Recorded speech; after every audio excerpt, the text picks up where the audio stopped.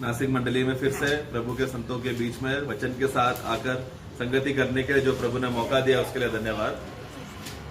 നമുക്ക് ദൈവഭക്തിയും അതിനോട് ചേർന്ന ദൈവശക്തിയും എന്ന വിഷയമാണ് നമ്മൾ ചിന്തിക്കുന്നത്. आज का विषय है परमेश्वर का भक्ति और उसके साथ में चलने वाला परमेश्वर का सामर्थ्य। ये विषय में हम मनन करेंगे।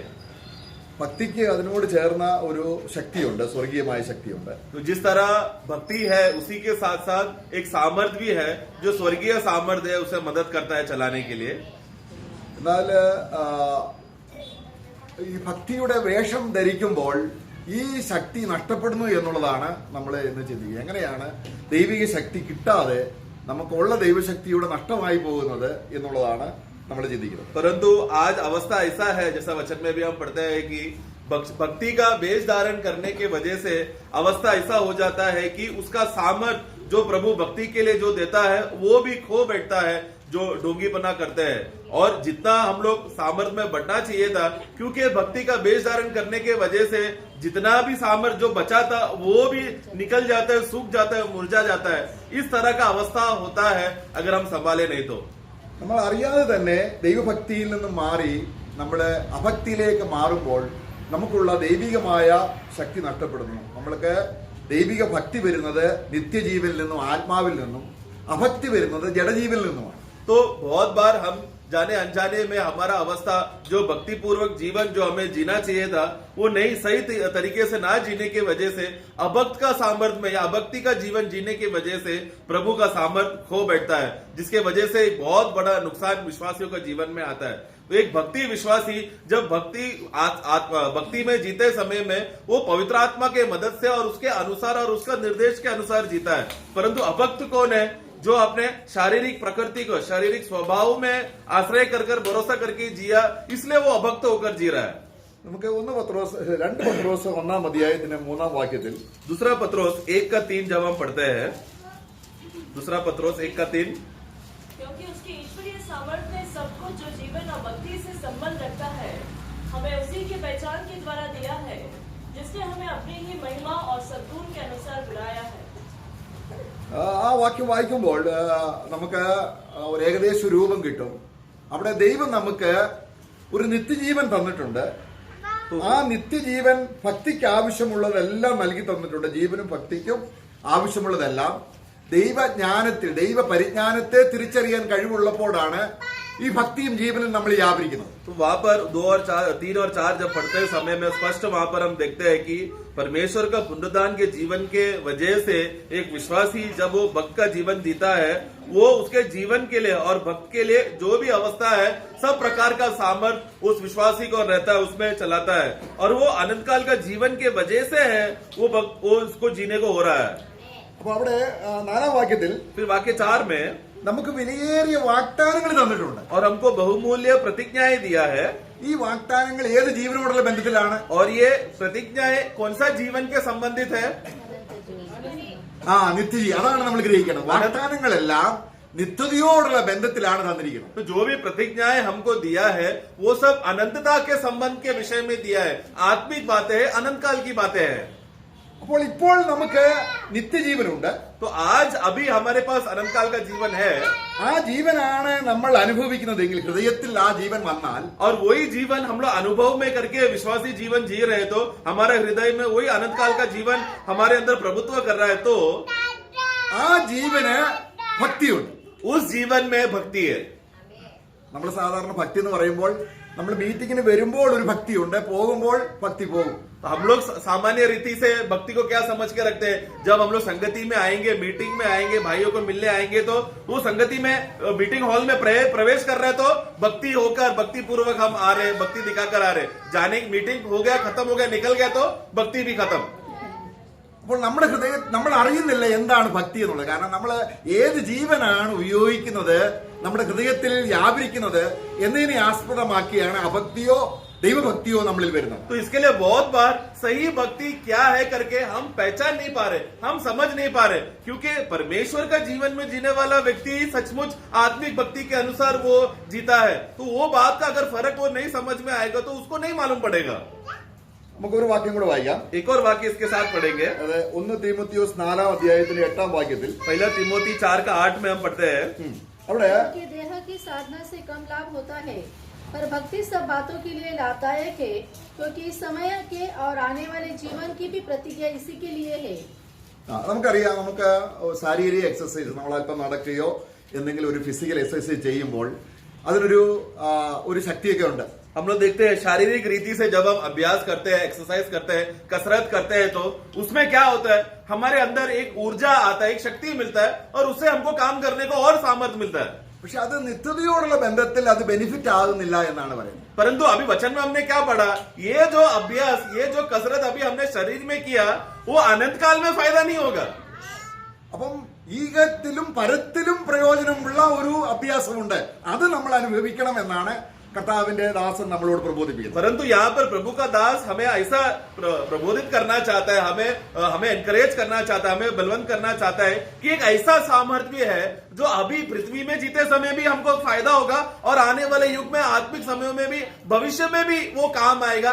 ऐसा भी एक अभ्यास, एक सामर्थ्य है. ദൈവഭക്തി അഭ്യസിച്ചാൽ, अगर परमेश्वर का भक्ति को सही रीति से अगर उसका इस्तेमाल किया तो ഇഹത്തിലും നന്മയാണ്, പരത്തിലും നന്മയാണ്. तो यहाँ पर अभी भी फायदा है, आने वाले युगों में भी फायदा है. എത്ര ശ്രേഷ്ഠമായ കാര്യമാണ്. वो कितना श्रेष्ठ बात है ना. എന്നാൽ എന്താണ് ഈ ഭക്തി? तो इसलिए क्या है भक्ति?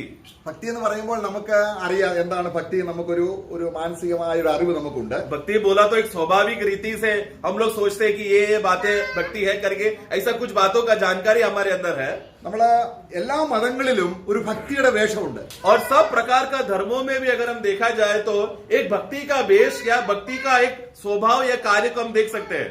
ഹിന്ദു മതത്തിൽ ഭക്തിയുണ്ട്, हिंदू धर्मों में भक्ति को हम देखते हैं, മുസ്ലിംസിന്റെ ഇടയിൽ ഭക്തിയുണ്ട്, मुस्लिम के बीच में भी भक्ति को देखते हैं ക്രിസ്ത്യാനിയുടെ ഇടയിലും ഭക്തിയുണ്ട്. और मसीह धर्मों में भी देखते हैं.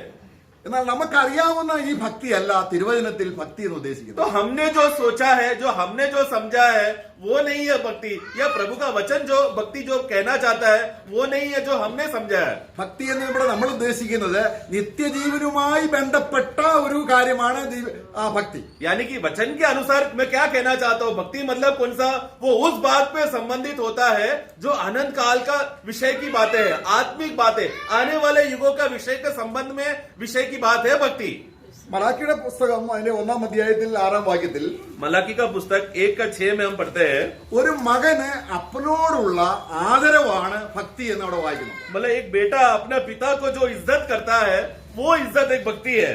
അല്ലെങ്കിൽ ഒരു ദാസന് തന്റെ യജമാനോടുള്ള ആദരവാണ് ഭക്തി.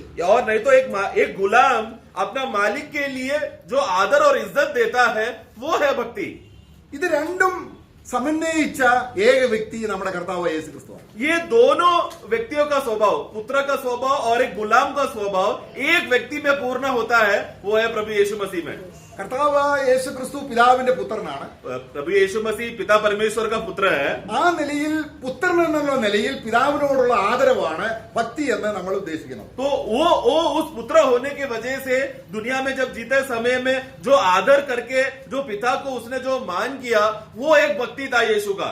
वो बात का विषय है ये. അപ്പോൾ തന്നെ ഉസി യഹോവയുടെ സമയം ദാസൻ എന്ന നിലയിൽ, ഉസി കർത്താവ് സമയം മനുഷ്യൻ എന്ന രീതിയിൽ, ദൈവത്തിന്റെ ദാസൻ എന്ന രീതിയിൽ ദൈവത്തോട് വളരെ കീഴ്പ്പെട്ട് ജീവിച്ച അതും ഭക്തിയാണ്. उसी समय में यीशु मसीह एक मनुष्य जब रूप धारण लेकर आते समय में, उस समय में वो कौन था, वो यहोवा का एक गुलाम था, परमेश्वर का एक दास था.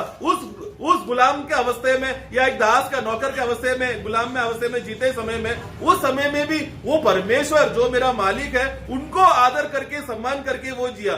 उसमें भी यीशु मसीह ने भक्ति दिखाया. അപ്പൊ ക്രിസ്തു നമുക്കുണ്ടെങ്കിൽ ഈ രണ്ട് തരത്തിലുള്ള ഭക്തി നമുക്കുണ്ട്. तो मसीह अगर हमारे पास है, तो ये दोनों प्रकार का भक्ति हमारे अंदर है. നമുക്ക് നമ്മുടെ ബന്ധുക്കളോട്, നമ്മുടെ മാതാപിതാക്കളോട്, നമ്മുടെ കുഞ്ഞുങ്ങളോടെല്ലാം ഉള്ള ആദരവ് ക്രിസ്തുവിലൂടെയുള്ള ഒരു ദൈവഭക്തിയാണ്. इसके लिए एक विश्वासी हो जाने के बाद, नया जन्म हो जाने के बाद, हम लोग जब हमारा रिश्तेदार, हमारा भाई बंधु, मित्र, पड़ोसी, उनके साथ जब व्यवहार करते समय में, वो मसीह के जीवन से हम लोग उनके साथ संबोधित करते हैं, बात करते हैं. ഈ ഭക്തിക്ക് എപ്പോഴും ഒരു വാഗ്ദാനം ഇങ്ങനെ കൂടെ വന്നിരിക്കും. तो मसीह व्यक्ति मसीह के आधार पर जो भक्ति जीवन जिएगा, उसी के साथ साथ प्रतिज्ञाएं चलता रहेगा. നമ്മൾ എന്താണ് വായിച്ചത്? हमने क्या पढ़ा था दूसरा पत्रोस में? അല്ല, നമ്മള് 1 തീമോഥെയോസ് 4:8 എന്താ വായിച്ചത്? सॉरी, पहला तिमोथी 4:8 में हमने क्या पढ़ा था? അത് ഇഹത്തിലും പരത്തിലും വാഗ്ദാനത്തോട് കൂടിയ ഒരു ഭക്തിയാണ്. उसका 8 पढ़ना आखिरी भाग में. देह की साधना से कम लाभ होता है, हाँ। पर भक्ति सब बातों के लिए लाभदायक है, आगे. हाँ, क्योंकि इस समय के हाँ। और आने वाले जीवन की भी प्रतीति देखो इस समय में मतलब अभी जो अभी भूमि में है और आने वाले समयों के मतलब आने वाले युगों में भी यही प्रतिज्ञा है. നമ്മുടെ ജീവിതത്തിൽ നമ്മൾ അറിയാതെ തന്നെ ഭക്തിയുള്ളവരാണ്. हम लोग हमारे जीवन में स्वाभाविक रीति से हम लोग जाने बगैर ही एक भक्ति हम दिखाते हैं. ഇവിടുന്ന് നമ്മുടെ ഒരു പ്രിയപ്പെട്ട സഹോദരനോ സഹോദരിയോ അടുത്ത് വരുമ്പോൾ കടന്നു വരുമ്പോൾ കർത്താവിന്റെ ദാസനെ ഇങ്ങനെ കാണുകയാണ്. मतलब सामने से जब सामने एक भाई और बहन जब मीटिंग हॉल में एंट्री करते समय में प्रभु का दास उनको देख रहा है. അപ്പോൾ എങ്ങനെയാണ് നമ്മൾ ആ ഭക്തിയുടെ പ്രകടനം? അത് ജഡത്തിലുമാകാം ആത്മാവിലുമാകാം. तो उस समय में भक्ति का प्रकट कैसा करना है करके बाहर वो हम शारीरिक रीति से भी बता सकते हैं, आत्मिक रीति से भी बता सकते हैं. എല്ലാ തരത്തിലുള്ള ഭക്തി പ്രകടനം ലാഭമല്ല. तो सब प्रकार का भक्ति जो हम लोग प्रकट करके दिखाता है वो जरूरी नहीं है कि लाभदायक है.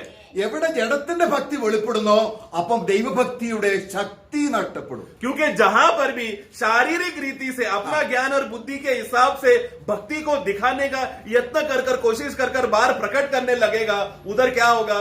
उस भक्ति के साथ जो मिलना सामर्थ्य, जो परमेश्वर का सामर्थ्य, ईश्वरीय सामर्थ्य है, वो हम खो बैठेंगे. वो सामर्थ्य काम नहीं करेगा जब शारीरिक भक्ति दिखाएंगे. तो അപ്പൊ ദൈവഭക്തി നിത്യജീവനോട് ബന്ധപ്പെട്ടത് ഇവിടെയും ലാഭമാണ് അവിടെയും ലാഭമാണ്. परंतु हम लोग ईश्वरीय भक्ति में या आत्मिक आत्मा के नियंत्रण में अगर भक्ति दिखाए तो उसका फायदा क्या है? इस समय में अभी के लिए भी फायदा है और आने वाले समयों के लिए भी फायदा है. നമുക്ക് നമ്മൾ അറിയാതെ തന്നെ ഈ ഭക്തി പ്രകടമാകുമ്പോൾ ആത്മസഹായത്താൽ അത് ദൈവഭക്തിയിലാണെങ്കിൽ എത്ര ശ്രേഷ്ഠമാണ്, എത്ര അനുഗ്രഹമാണത്. तो कभी कभी क्या होता है, हमारे पास वो नियंत्रण नहीं रहता, अनजाने में होता है. परंतु धन्य है वो व्यक्ति, वो पहचान पाता है कि मैं किस अवस्था में हूं. अगर वो आत्मा में वो भक्ति रहा तो वो भाई के लिए कितना आशीष रहेगा. वो കേവലം നമ്മൾ പ്രകടമാക്കുന്ന അമ്മയപ്പന്മാർ മക്കളോടുള്ള ബന്ധത്തിലും മക്കൾ അമ്മയപ്പന്മാരോടുള്ള ഈ കേവല പ്രകടനത്തിൽ പോലും ഒരു വാഗ്ദാനം ദൈവം നൽകിയിട്ടുണ്ട്. അത് हम लोग एक स्वाभाविक रीति से एक माता पिता अपना बच्चों को जो बहुमान और आदर करते हैं और बच्चे जो अपने माता पिता को आदर और इज्जत देते हैं, वो ये एक साधारण व्यवस्था है जो परमेश्वर ने पहले से ही दिया था. उसमें भी एक प्रतिज्ञा है करके हम देखते हैं. നമുക്ക് വായിക്കാം. एक वाक्य हम पढ़ेंगे, എഫെസ്യ ലേഖനം 6-ാം അധ്യായം. एफेसियों का पुस्तक उसका 6 का. നമ്മളിപ്പം ചിന്തിക്കുന്ന ആ ഒരു ഗൗരവത്തോടുകൂടെ ആ ഒരു വ്യൂവിൽ നമ്മൾ അത് ചിന്തിക്കുമ്പോൾ मतलब अभी हम लोग जिस विषय का संबंधित हम लोग जो विषय को समझ रहे हैं उस आधार पर हमें वचन को पढ़ना है. 1-ാം വാക്യം വായിക്കുമ്പോൾ उसका 6 का 1 पढ़ना. हे बालकों, हाँ. प्रभु में अपने माता पिता के आज्ञाकारी बनो, हाँ. क्योंकि यह उचित है. हाँ, आगे അവിടെ ഓക്കെ हाँ, ओके. എങ്ങനെ അനുസരിക്കാനാണ് പറഞ്ഞത്? किस रीति से आगे का पालन करना है, कैसा करना है? प्रभु में, ആ ക്രിസ്തുവിലുള്ള ഭക്തി അതാണ് मतलब നമ്മൾ ചോദിക്കുന്നത്. मसीह का नियंत्रण में, मसीह में, आत्मा में होना चाहिए. बच्चों कैसा करना है? प्रभु में. നമുക്ക് ജഡജീവനിലുള്ള ഒരു ഭക്തി ഉണ്ട്, അതിനെ കുറിച്ചല്ല. मतलब हम लोग शारीरिक रीति से हम लोग एक आदर करने का स्वभाव सब मनुष्यों को है, वो रीति से नहीं. അത് കുറച്ചു നാൾ കഴിയുമ്പോൾ റിബൽ ആയിത്തീരും. क्योंकि वो उस प्रकार का भक्ति का खासियत क्या है? पहला बहुत आदर और इज्जत देगा, आगे चलकर वो बलवा करेगा. എന്നാൽ ക്രിസ്തുവിലുള്ള ഭക്തി परंतु मसीह में जो भक्ति है പെർമനന്റ് ആണ്, वो हमेशा के लिए है, നിത്യമാണ്, अनंत काल का है, സ്വർഗീയമാണ്, स्वर्गीय है, അതിന് തേജസ്സുണ്ട്, उसमें महिमा है അവിടെ ആത്മാവ് और വ്യാപരിക്കുന്നു. वहां पर आत्मा काम करता है. അവിടെ വായിക്കുകയാണ് फिर आगे हम पढ़ते हैं 2-ാം വാക്യം. दूसरा वाक्य पढ़ना. अपनी माता और पिता का आदर कर, यह पहली आज्ञा है जिसके साथ प्रतिज्ञा भी है. देखो हाँ, इसके दूसरा। साथ एक प्रतिज्ञा है. हाँ. वो क्या है? पढ़ना 3. कि तेरा भला हो हाँ. और तू धरती पर बहुत दिन जीवित रहे. बस बस. ഓക്കെ ഇവിടെ നമ്മൾ എന്താണ് ആ പ്രതിജ്ഞ? तो वो क्या है वो प्रतिज्ञा? അല്ലേ, മാതാപിതാക്കളെ മക്കൾ അനുസരിക്കുക അല്ലെങ്കിൽ പദ്യോപദേശം അവിടെ അടുത്ത വാക്യത്തിൽ അവിടെ വായിക്കുന്നുണ്ട്. तो इस रीति से माता पिता का आज्ञा और आदर करेगा तो एक प्रतिज्ञा के साथ चलेगा. फिर वाक्य 4 में वो क्या होता है? हे बच्चे वालों, हाँ. अपने बच्चों को रीस न दिलाओ, परंतु प्रभु की शिक्षा और चेतावनी നോക്ക് അവിടെയും പറയാണ്, മാതാപിതാക്കൾ കുഞ്ഞുങ്ങളെ ശിക്ഷിക്കുമ്പോൾ കർത്താവിലുള്ള ഭക്തിയിലായിരിക്കണം. നോക്കുക, तो वहां पर हाँ पूरा फिर से पढ़ना. हे बच्चे वालों, हाँ। अपने बच्चों को रीस न दिलाओ, हाँ। परंतु प्रभु की शिक्षा और चेतावनी देते हुए देखो, प्रभु का शिक्षा और चेतावनी बच्चों को देना है, प्रभु का देना है। अपना गुस्सा निकालने के लिए नहीं बच्चों को मारना है, हाँ। बल्कि जब ताड़ना देते समय में, उनको सबक सिखाते समय में वो जो बातें रहेगा प्रभु का नियंत्रण में, मतलब आत्मिक रीति से होना चाहिए। ശിക്ഷിക്കുമ്പോഴും ഒരു ഭക്തിയുടെ നിലയിലാണ് ശിക്ഷിക്കുന്നത്. क्योंकि एक बच्चों को जब ताड़ना देते समय पिता का मन क्या है कि मेरा बेटा सुधर जाए, मतलब वो पिता वो बेटे को इज्जत करता है, एक भक्ति का अवस्था है वहां पर। അപ്പൊ ജഡത്തിൽ നമ്മൾ ശിക്ഷിക്കാറുണ്ട്. हम लोग शारीरिक रीति से भी हम लोग उनको मारते हैं, ताड़ना करते हैं, അതിന് ദൈവികമായ വാക്തത്വമില്ല. परंतु इस रीति से, शारीरिक रीति से करने से क्या होगा, प्रभु का प्रतिज्ञा पीछे नहीं आएगा, എന്നാൽ ഭക്തിക്കുള്ള ശക്തി നഷ്ടപ്പെടുകയും ചെയ്യും. और उतना ही नहीं, जो भक्ति के लिए मैं कर रहा था उसका सामर्थ खो बैठेगा। നമ്മളെ കമ്പനിയിലൊക്കെ ജോലി ചെയ്യുമ്പോൾ हम लोग जो कंपनी में काम करते हैं, നമുക്ക് മുകളിലുള്ളവരെ അനുസരിക്കണം. हम लोग हमारे ऊपर के जो बॉस रहते हैं, मालिक रहते हैं, अधिकारियों को हमें आदर करना है। അത് അടുത്ത വാക്യത്തിലുണ്ട്. अगला वाक्य में हम पढ़ते हैं, അവിടെ വായിക്കുന്നത് കർത്താവിനെ അനുസരിക്കാനാണ്. और वो प्रभु में हमें करना है करके लिखा है। അപ്പൊ ഈ പ്രപഞ്ചത്തിൽ നമ്മൾ എവിടെ ജീവിച്ചാലും എങ്ങനെ ജീവിച്ചാലും, ഓഫീസിലാണെങ്കിലും സഭയിലാണെങ്കിലും വീട്ടിലാണെങ്കിലും, ഒരു ഭക്തിയുടേതായിരിക്കുന്ന മാർഗം കാണിച്ചുകൊണ്ടാണ് ഒരു ദൈവ പൈതൽ ജീവിക്കേണ്ടത്. तो मतलब एक विश्वासी जब इस दुनिया में जीते समय में, वो कौन सा भी हालत क्यों ना हो, वो नौकरी कर रहा हो, जो कामकाज का अवस्था है, या घर में है, एक पारिवारिक जीवन जी रहा है, जो भी अवस्था है दुनिया में जीते समय में, वो सब जगह पर एक आत्मिक भक्ति उसको नियंत्रण करता है। मतलब वो एक जो रास्ता चलते समय में वो एक भक्ति है जो प्रकट करता है, तो वो विश्वासी मसीह केंद्रित भक्ति प्रकट करना चाहिए। പക്ഷെ ഇവിടെയെല്ലാം ഒരു ദൃഷ്ടിസേവ, അല്ലെങ്കിൽ മറ്റുള്ളവർ കാണണം എന്നതിൽ മാത്രം ഒതുങ്ങി നിൽക്കുന്ന ജഡസേവനത്തിന് പ്രതിഫലവുമില്ല, ആത്മശക്തി നഷ്ടപ്പെടുകയും ചെയ്യും. उसका 6 पढ़ना।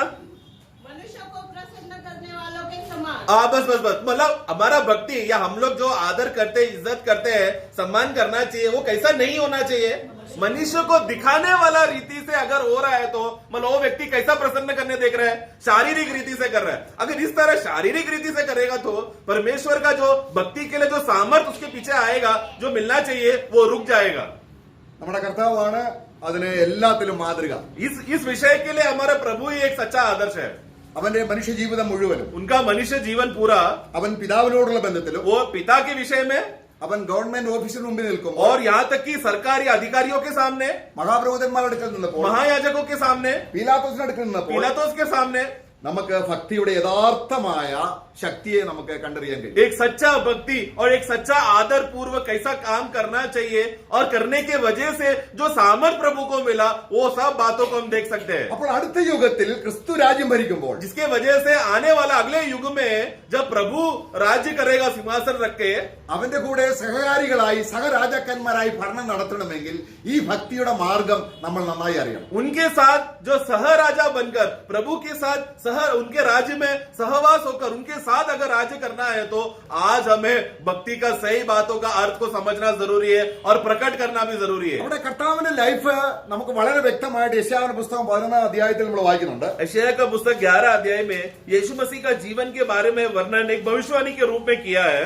അവിടെ നമ്മൾ നേരത്തെ പത്രോസിന്റെ ലേഖനത്തിൽ കണ്ടത് ദൈവിക ജ്ഞാനത്തിന്റെ കാര്യത്തിലാണ്. ദൈവിക ജ്ഞാനത്തിൽ നമ്മുടെ ഭക്തിക്കും ജീവനും ആവശ്യമുള്ളതെല്ലാം നൽകി തന്നിരിക്കുന്നു എന്ന വിഷയമാണ് നമ്മൾ എടുത്തത്. ഇവിടെ हमने जैसा दूसरा पत्रोस में जब पढ़ते समय में ईश्वरीय ज्ञान के द्वारा, ईश्वरीय गुणों से हमारा भक्ति जीवन के लिए जो भी बातों का जरूरत है, वो सब बातें उस ईश्वरीय ज्ञान में छुपा हुआ है। उसी आधार पर प्रभु जब जीते समय में, ഇവിടെ കർത്താവ് 1000 വർഷം ഭരിക്കുമ്പോൾ, അവൻ സിംഹാസനത്തിൽ ഇരിക്കുമ്പോൾ തന്റെ ഭരണക്രമത്തിൽ ഇങ്ങനെയുള്ള കാര്യങ്ങൾ നമ്മൾ കാണുന്നുണ്ട്. അതിന്റെ 11 അധ്യായത്തിന്റെ 2 വാക്യം, जब प्रभु अपना 1000 वर्ष में जब राज्य स्थापना करेगा और जब वो सिंहासन रखेगा, उस सिंहासन में जब वो अधिकार में करते समय में, उस समय बातें कैसा होगा। 11 का 2 पढ़ना। यहोवा का आत्मा बुद्धि और समझ का आत्मा, युक्ति और पराक्रम का आत्मा और ज्ञान और यहोवा के भय का आत्मा उस पर खड़ा रहेगा। അടുത്ത വാക്യം, अगला वाक्य, और उसको यहोवा का भय सुगंध का सा भाएगा। അവന്റെ പ്രമോദം യഹോവ ഭക്തിയിലായിരിക്കും. उसका फिर से पढ़ना 3 का शुरुआत। और उसको यहोवा का भय यहोवा का भय सुगंध का सा भाएगा। सुगंध का सम्मान भाएगा, मतलब वो यहोवा का भय, मतलब उसका अर्थ है एक भक्ति पूर्वक जीवन। वो उसको कैसा होगा, सुगंध पूर्वक होगा।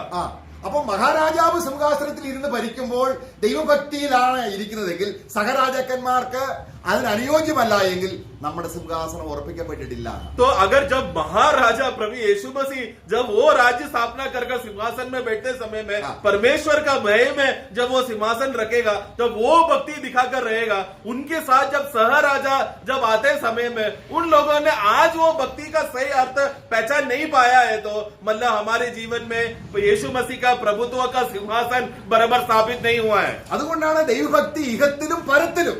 इसलिए परमेश्वर का भक्ति अभी के समय में और आने वाले युगों में भी लाभ होता है. അപ്പോൾ നമ്മൾ നടക്കാൻ പോകുന്ന ശരീരാഭ്യാസം ചെയ്യുന്നത് പോലെ तो जिस तरह हम लोग शारीरिक रीति से जो अभ्यास और एक्सरसाइज करते हैं, ദൈവഭക്തി ഇപ്പോൾ തന്നെ പ്രാക്ടീസ് ചെയ്യണം. അതാണ് ദൈവദാസനോട്. यहोवा का भक्ति परमेश्वर के विषय में जो भक्ति पूर्वक जीवन हमें आज ही कैसा करना है करके वो समझ कर करना है, जो हमने तिमोथी में पढ़ा. അപ്പൊ നമുക്ക് വീണ്ടും നമുക്ക് ആ കാര്യം തന്നെ ചിന്തിക്കാം. 1 തീമോഥെയോസ് 6:6 വായിക്കുമ്പോൾ, पहला तिमोथी 6:6 में जब पढ़ते समय में, और संतोष सहित भक्ति बड़ी कमाई है. നോക്കുക, ഇവിടെ സംതൃപ്തിയോട് കൂടിയ ഭക്തി. तो मतलब संतोष सहित यानी पूर्ण रीति से समृद्ध है, उसको और किसी का जरूरत नहीं, प्रभु में वो समृद्ध है, तो वही भक्ति सही है. നമുക്ക് ഇവിടെ ഇതിൽ നിന്നറിയാം ജഡത്തിലുള്ള ഭക്തിയും ആത്മാവിലുള്ള ഭക്തി. इस विषय से हम लोग तुरंत हम लोग शारीरिक भक्ति है क्या या आत्मा के नियंत्रण में भक्ति है क्या, वो फर्क जल्दी समझ में आएगा. നമുക്ക് ഒരാളെ കാണുമ്പോൾ അങ്ങ് നിർബന്ധിച്ച് അങ്ങ് മനസ്സില്ലാ മനസ്സോടെ നമ്മള് ഭക്തി കാണിക്കേണ്ടി വരും, അല്ലെ? मतलब एक मसीह में एक भाई को जब देख लिया तो देख लिया, उन्होंने भी मुझे देखा और मैंने उनको देख लिया, देखने की वजह से जबरदस्ती मुझे एक भक्ति दिखावटी रीति में दिखाना पड़ रहा है, ऐसा हो रहा है. तो ഇനി നമ്മൾ ഓഫീസിലാണെങ്കിൽ यहाँ तक कि सामान्य रीति से हम लोग ऑफिस में काम करने जाते समय में അദ്ദേഹം ഒരുപക്ഷെ വിശ്വാസി ആയിരിക്കില്ല, शायद हमारा मालिक विश्वासी नहीं रहेगा, എന്നിരുന്നാലും तो भी ഭക്തിയുടെ പ്രകടനം भक्ति का प्रकटीकरण आदर के साथ होना चाहिए. ഒരു തൃപ്തി ഇല്ലായ്മയിൽ ചെയ്യേണ്ടി വരുന്നു, അങ്ങനെ ചെയ്യുന്നു. परंतु मेरा बॉस है, अरे चलो अभी करना पड़ेगा, मैं बॉस आ गया, चलो अभी काम करके दिखाना पड़ेगा, ऐसा लोगों के नजरों में उनको दिखाने के लिए कर रहा है, तो धोखादायक है. അപ്പൊ ജീവിതത്തിന്റെ എല്ലാ രംഗത്തും ഭക്ഷിക്കുന്നതിലും പാനം ചെയ്യുന്നതിലും വസ്ത്രം അണിയുന്നതിലും എല്ലാം ഒരു തൃപ്തിയുള്ളെങ്കിൽ അവൻ യഹോവ ഭക്തിയുടെ വഴി ശരിക്കും അറിഞ്ഞവനാണ്. तो इसलिए उसका विश्वासी का जीवन का सभी क्षेत्रों में, यहाँ तक कि खाने के विषय में, पीने के विषय में, यहाँ तक कि वस्त्रहारण वस्त्र पहनने के विषय में हम लोग जो बातें दिखाते वो सब बातों में एक समृद्धि का अवस्था, तृप्तता का अवस्था में है, तो वो एक भक्ति पूर्वक जी रहा है. നമ്മുടെ മുകളിലത്തെ വാക്യം നമ്മൾ വായിക്കുന്നു, ऊपर का वाक्य में हम पढ़ते हैं, ജഡത്തിലുള്ള ഭക്തി ആദായം എന്ന് ചിലർ കരുതുന്നുണ്ട്. ഈ സഭയിൽ തന്നെ അല്ലെങ്കിൽ നമ്മള് मंडली में क्या होता है, शारीरिक भक्ति ही सही है, जो दिखाने वाला वो सही है करके सोचकर भक्ति दिखाते हैं. ആദായ സൂത്രം എന്ന് കരുതി ഭക്തി കാണിക്കുന്നു. मतलब वो लोग क्या है, वो एक चालाकी से तंत्र पूर्वक दिखाकर सामर्थ्य से वो लोग करते हैं. അപ്പോൾ അത് എന്ത് സംഭവിക്കുന്നത്? जिसके वजह से क्या हो गया, നമുക്കത് നമ്മളുടെ ജഡത്തിൽ ഭക്തി കാണിക്കുമ്പോൾ तो वो बाहर प्रकट करने के लिए जब भक्ति दिखाते समय में ഒറിജിനൽ ആയുള്ള ദൈവശക്തിയെ നമ്മൾ കെടുത്തി കളയണം, നമുക്കുള്ള ശക്തിയും കൂടെ പോവുകയാണ്. तो उसके अंदर जो भी प्रभु का सामर्थ्य जो बचा हुआ था, क्योंकि वो दिखावटी करने की वजह से उसके अंदर जो बचा कुचा सामर्थ्य भी क्या हो गया, बुझने लगा.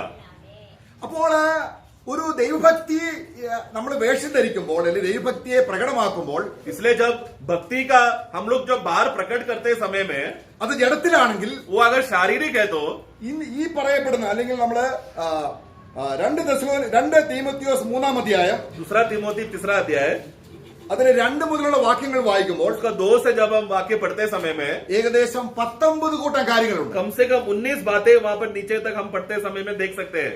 ഈ കാര്യങ്ങളെല്ലാം വെച്ചുകൊണ്ട് ये सब बातों को रखकर ഭക്തി പ്രകടമാക്കുന്ന വായിക്കുന്നു. वो क्या कर रहा है, शारीरिक भक्ति क्या कर रहा है, ये सब बातों को लेकर वो भक्ति दिखा रहा है. मतलब शारीरिक भक्ति में कितना धोखा है, जल्दी से पढ़ना 2 से 5 तक. क्योंकि मनुष्य स्वार्थी, लोभी, डिंगमार, अभिमानी, निंदक, माता पिता की आज्ञा टालने वाले, कृतज्ञ, अपवित्र, दया रहित, क्षमा रहित, दोष लगाने वाले, असंयमी, कठोर, भले के बैरी, विश्वासघाती, भीड़, घमंडी और परमेश्वर के नहीं वरन सुख विलास ही के चाहने वाले होंगे. वे भक्ति का बेच तो धरेंगे, നോക്കുക, ഇതെല്ലാം വെച്ചുകൊണ്ട് ये सब बातों को रखकर എന്ത് ചെയ്യാണ്? वो क्या कर रहा है, भक्ति का वेश धारण कर रहा है. അവരെന്ത് ചെയ്യുന്നു? और वो क्या कर रहा है, നിത്യജീവന്റെ ഭക്തിയെ കെടുത്തി കളയും. और अनंत काल का जीवन का जो सामर्थ जो भक्ति के वजह से मिलना चाहिए था, वो भी नहीं मिल रहा है, और बचा हुआ सामर्थ को भी बुझा रहा है. ഇഹത്തിനും പ്രയോജനമില്ല. तो ऐसा करने वाला व्यक्ति अभी इस समय में भी उसको लाभ नहीं, അതൊരു എക്സസൈസ് ആണ്. वो भी एक कसरत है ना, അതൊരു എക്സസൈസ് ആണ്. वो एक कसरत कर रहे हैं ना. आर्थिक अभ्यास मतलब जो भक्ति है एक अभ्यास के समान है. वो अभी वो क्या कर रहा है, वो शारीरिक भक्ति का मदद से एक अभ्यास कर रहा है, दिखा रहे हैं लोगों को. इधर भी फायदा नहीं, उधर भी फायदा नहीं. അപ്പൊ നമ്മുടെ ഭക്തിയുടെ വേഷം ധരിക്കാൻ നമ്മൾ അറിയാതായി പോവുകയാണ്. और बहुत अधिकतर क्या हो गया हमारा अनजाने में, और हम लोग नहीं जान रहे ऐसा कर रहे करके. നമ്മളെ എന്തുമാത്രം വഞ്ചിക്കുന്നതാണ് ഈ ജഡം. मतलब ये हमारे ये शारीरिक प्रकृति जो हमारे अंदर है कितना हमको धोखा दे रहे हैं प्रियो. ഇതെല്ലാം നീക്കിക്കളഞ്ഞ് ये सब बातों को हटाकर ഇപ്പോൾ ജനിച്ച ശിശുവിനെ പോലെ अब भी जन्मा हुआ शिशु के समान, അപ്പൊ ഭക്തിക്ക് എന്ത് വേണം? तो मतलब भक्ति के लिए क्या चाहिए, നമുക്കൊരു മാനസാന്തരം ആവശ്യം. सबसे पहला तो एक मन फिरावट का जरूरत है. കാരണം ഇത് എന്നിൽ ഉണ്ടെങ്കിൽ क्योंकि अगर ये मुझ में है तो എന്റെ ഭക്തി എങ്ങനെയുള്ളതാണ്? अगर ये सब शारीरिक स्वभाव मेरे अंदर है तो मेरा भक्ति कैसा रहेगा, ഒരു ശക്തിയുമില്ല. उसमें कोई सामर्थ नहीं. ഭക്തി ഉണ്ടോ? भक्ति दिख रहा है क्या, ഉണ്ട്. है दिख रहा है. ശക്തി ഉണ്ടോ? सामर्थ है क्या, ഇല്ല. नहीं है. അപ്പൊ എങ്ങനെ? तो फिर कैसे चलेगा. അപ്പം അടുത്ത യുഗത്തിൽ പ്രയോജനമുണ്ടോ? तो ऐसा विश्वासी को आने वाले अगले युग में कुछ फायदा होगा, कोई लाभ नहीं. അതുകൊണ്ടാണ് ഈ കാലഘട്ടത്തിൽ വരുമ്പോൾ इसलिए इस समयों में, അന്ത്യകാലത്തോടുള്ള ബന്ധം അവിടെ പറയുന്നത്. खास रीति से अंतिम समयों में അതിന്റെ സഭകളെല്ലാം मंडलियों में, ഭക്തിയുടെ വേഷം ധരിച്ച് सभी मंडलियों में भक्ति का रूप धारण होगा, प्रकट बाहर प्रकट होगा. നമ്മള് പത്രോസിന്റെ ലേഖനത്തിൽ അതാണ് വായിക്കുന്നത്. पत्रोस में भी हम यही पढ़ते हैं. കാരണം ദ്രവ്യാഗ്രഹത്തിലേക്കും ലോകത്തിന്റെ കാര്യങ്ങൾ നേടാനും ഒരു ഭക്തി ഉപയോഗിക്കുന്ന ഒരു കാലം വരും. मतलब एक ऐसा समय आएगा जहां पर झूठे उपदेश लोग आकर वो लोग क्या करेंगे, लोभी बना विश्वासी लोगों को या सुनने वाले लोगों को लोभी का मन देगा, कमाई करने से एक लाभ होगा करके इस तरह का उपदेश देकर एक भक्ति उत्पन्न कराएगा लोगों के अंदर. അതുകൊണ്ട് ഭക്തി എന്ന് പറയുന്നത് നമ്മുടെ എന്തെങ്കിലും ഭാവപ്രകടനമല്ല.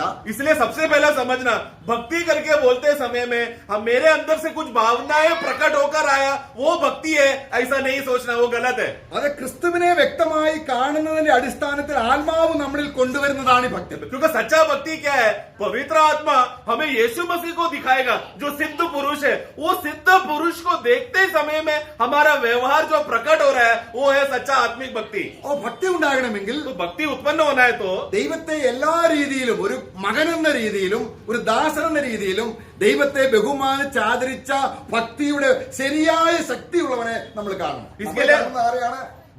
ഭക്തിയുടെ വേഷം ധരിച്ചാണ് നമ്മൾ തന്നെ.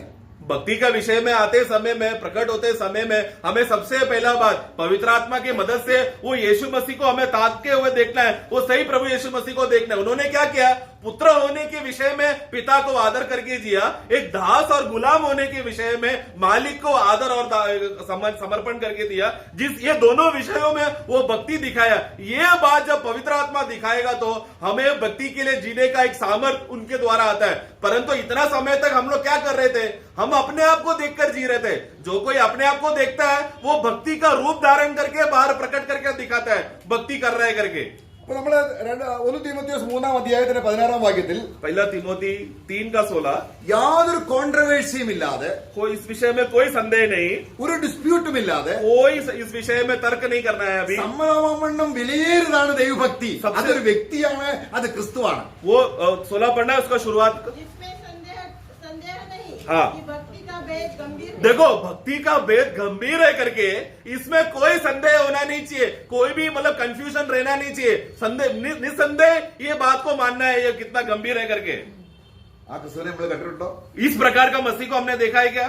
അവന്റെ വ്യക്തി പ്രകടനങ്ങളിലെല്ലാം എന്തായിരുന്നു? प्रभु ने जब अपने आप को प्रकट करते समय में उस सब में क्या था? എവിടെയെങ്കിലും യേശു വേഷം ധരിച്ചിട്ടുണ്ടോ? कभी भी यीशु ने ढोंगीपन किया क्या? എവിടെയെങ്കിലും? कहां पर भी ऐसे एक भी जगह है क्या ढोंगीपन किया है? മനുഷ്യരെ തെറ്റിദ്ധരിപ്പിക്കാൻ വേണ്ടി ഞാൻ വളരെയധികം വേദനിക്കുന്നു, കഷ്ടപ്പെടുന്നു എന്ന് മനുഷ്യരെ അറിയിച്ച് അവരുടെ സിമ്പതി നേടുന്ന രീതിയിൽ എന്തെങ്കിലും യേശുവിനുണ്ടായിരുന്നോ? यीशु ने कभी भी लोगों के बीच में जाकर देखो मैं तुम्हारे बीच में आया हूं, मैं कष्ट सह रहा हूं, मैं दुख सह रहा हूं, बड़ा बड़ा गवाही देकर प्रचार करके सुनने वाले लोगों के विषय हृदय में अरे देखो मेरा प्रभु कितना कष्ट उठाया, ऐसा लोगों को धोखा देने वाला कुछ भी बातें बोलकर लोगों को बहलाया है क्या कभी? ഇല്ല. कभी नहीं. എന്നാൽ ഇനി ഒരു ഫാൾസ് മസിഹ വരുന്നു. परंतु अभी एक झूठा मसीहा आने वाला है. ആ മസിഹ കള്ളവേഷം ധരിച്ചാണ് വരുന്നത്. वो मसीहा जो झूठा भविष्य मसीहा जब वो आएगा वो क्या करेगा, वेश धारण करके आएगा, मतलब एक झूठा भक्ति का सामर्थ्य में आएगा. ആ മസിഹയ്ക്ക് വേദി ഒരുക്കുവാൻ അനേക അന്ത്യക്രിസ്തുക്കൾ ഇപ്പോൾ ഉണ്ട്. और ये झूठा मसीहा को अच्छे से स्टेज तैयार करने के लिए, वेदी तैयार करने के लिए बहुत सारा मसीह विरोधी लोग उनके लिए जगह तैयार कर रहा है. അവർ ഭക്തിയുടെ വേഷമുണ്ട്, उनके जीवन में क्या है, भक्ति का अच्छा वेश धारण बाहर प्रकट कर रहे हैं वो लोग, പക്ഷെ ഒറിജിനൽ അല്ല. परंतु असलियत नहीं है उसमें. ഇസ്രായേൽ മക്കൾ ഇനി വഞ്ചിക്കപ്പെടാൻ പോകുന്നത് ഈ ഫാൾസ് മസിഹയിലാണ്. अभी इस्राएली लोग एक बहुत बड़ा धोखा में गिर रहे हैं. क्यों? क्योंकि एक झूठा मसीहा आ रहा है. അവിടെ നമ്മളെ യശയ്യാ പുസ്തകം 28 അധ്യായം ईशाया का पुस्तक 28वां अध्याय നമ്മൾ വായിക്കുമ്പോൾ वहां पर हम पढ़ते हैं, ഒരു ഫാൾസ് മസിഹയിൽ ഇസ്രായേൽ ഉടമ്പടി ചെയ്യും. मतलब एक झूठा मसीहा आएगा और उसके साथ इस्राएली लोग क्या करेंगे, उसके साथ वाचा और करार बांधेगा. അവിടെ അതിന്റെ 28:15 28 का 13-15. तुमने कहा है हमने मृत्यु का वाचा बांधी हाँ। और अधोलोक से प्रतिज्ञा कराई है, इस कारण विपत्ति जब बाढ़ के समान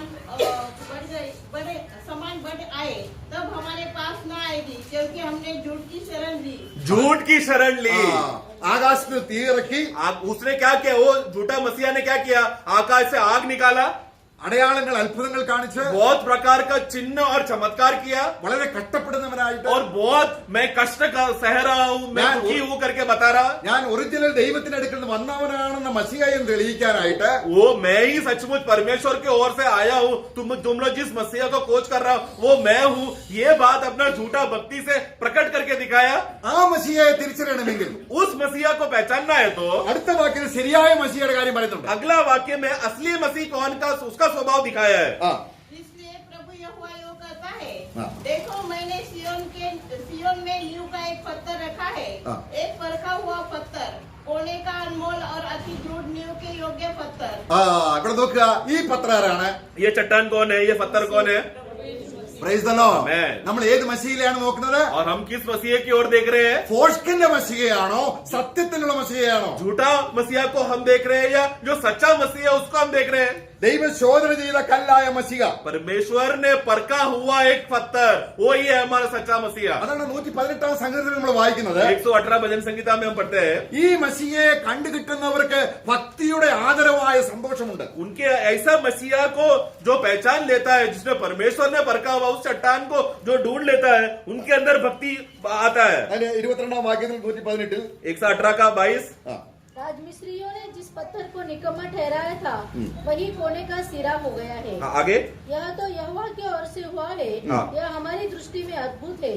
നോക്കുക, നമുക്ക് ഈ മസിഹയുമായിട്ടാണ് നമ്മള് പത്രോസിന്റെ ലേഖനത്തിൽ ഈ മസിഹയെ വെളിപ്പെടുത്തുകയാണ്. तो ये मसीहा जो हमारे आंखों के सामने कितना मनोहर और बहुमूल्य है, ये मसीह के बारे में पत्रोस बताता है. ഈ മസിഹയ്ക്കാണ് ശരിയായ ഭക്തി ഉള്ളത്. यही मसीहा में जो प्रभु यीशु मसीह है, सच्चा भक्ति उसमें प्रकट हुआ. നമ്മളിൽ വരേണ്ട നിത്യജീവൻ അവനിലുള്ളതുപോലെ നമ്മളിലേക്ക് വരേണ്ട ഭക്തിയും ശക്തിയും അവനിലാണ്. जिस तरह हमारे अंदर अनंत काल का जीवन आने के विषय में, वो अनंत काल का जीवन पहला किसके अंदर था, यीशु मसीह में था. तो जैसा यीशु मसीह के अंदर का अनंत काल का जीवन हमारे अंदर आया, उसी तरह यीशु मसीह का भक्ति भी हमारे अंदर आया.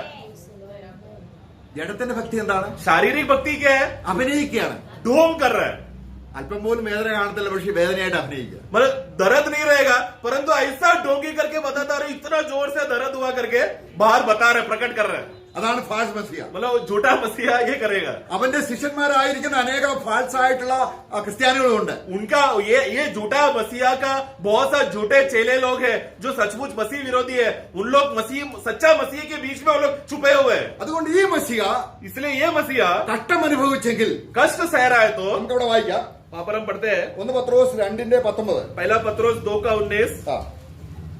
क्योंकि यदि परमेश्वर का विचार करके अन्याय से दुख उठाता हुआ क्लेश सहता है तो यह सुहावना है. നോക്കുക, എന്തുകൊണ്ടാണ് ദൈവം അവനോട് പറഞ്ഞത്, ഇവനെ ഞാൻ പ്രസാദിച്ചിരിക്കുന്നു, ഇവൻ എന്റെ പ്രിയപുത്രൻ എന്ന് ദൈവം പുത്രനായ യേശുവിനെ കുറിച്ച് പറയാൻ കാര്യം എന്താണ്? ऐसा क्या कारण हुआ कि स्वर्ग से आवाज आया, पिता परमेश्वर मेरा उनका बेटे के विषय में, यीशु मसीह के विषय में कहता है, इसमें ये मेरा प्रिय पुत्र है और इसमें मैं प्रसादित हूँ.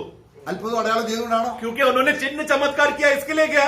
അത് അന്തിക്രിസ്തു ചെയ്യുന്നുണ്ട്. वो तो मसीह विरोधी भी करेगा, എന്നാൽ परंतु ഇവിടെ ക്രിസ്തു കഷ്ടം അനുഭവിച്ച എന്താണ്? यहाँ पर यीशु मसीह कष्ट क्यों सहा? അതാണ് ഇവിടെ നമ്മൾ ശ്രദ്ധിക്കേണ്ടത്. यहाँ पर वो बात को ध्यान देना है. എന്താണ്, എങ്ങനെയാണ്? उन्होंने कैसा सहा? ദൈവത്തെ കുറിച്ചുള്ള മനോബോധം നിമിത്തം परमेश्वर के 19 पढ़ना. क्योंकि यदि कोई परमेश्वर का विचार करके अन्याय से परमेश्वर का विचार करके अन्याय से था. यीशु मसीह ने कैसा अन्याय सहा? पिता परमेश्वर का विचार करते हुए. അത് മാത്രമല്ല, केवल उतना ही नहीं, ഇനിയും അവൻ കഷ്ടം അനുഭവിച്ചതിന് വേറൊരു വശമാണ്. अभी एक दूसरा एक बात भी हम देखते हैं कष्ट सहने का विषय में. അതിന്റെ 3:18 3:18. इसलिए कि मसीह ने भी अर्थात अधर्मियों के लिए धर्मी ने हाँ। पापों के कारण एक बार दुख उठाया। അപ്പോൾ ആർക്ക് വേണ്ടിയാണ് കഷ്ടം അനുഭവിച്ചത്? किसके लिए कष्ट सहा अभी? ദൈവത്തെ കുറിച്ചുള്ള മനോബോധം നിമിത്തം ക്രിസ്തു കഷ്ടം तो അനുഭവിച്ചു. मतलब ये पहला हमने क्या पढ़ा? कष्ट सहते समय में परमेश्वर को विचार करते हुए, मतलब प्रभु का पूरा मन में विचार पिता परमेश्वर था, तब वो अन्याय होकर कष्ट सहा. ഇവിടെ നമ്മൾ വായിക്കുന്നത്, यहाँ पर हम देखते हैं നമ്മളെ സ്നേഹിച്ച് हम जैसे अभक्तों को प्रेम किया നമുക്ക് വേണ്ടി കഷ്ടം അനുഭവിച്ചു. और हमारे लिए कष्ट सहा. ഇതാണ് മസിയ. ये है सच्चा मसीहा. ഏതാണ് മസിയ? सच्चा मसीहा कौन है? पिता के विषय के लिए और हमारे विषय के लिए कष्ट सहने वाला.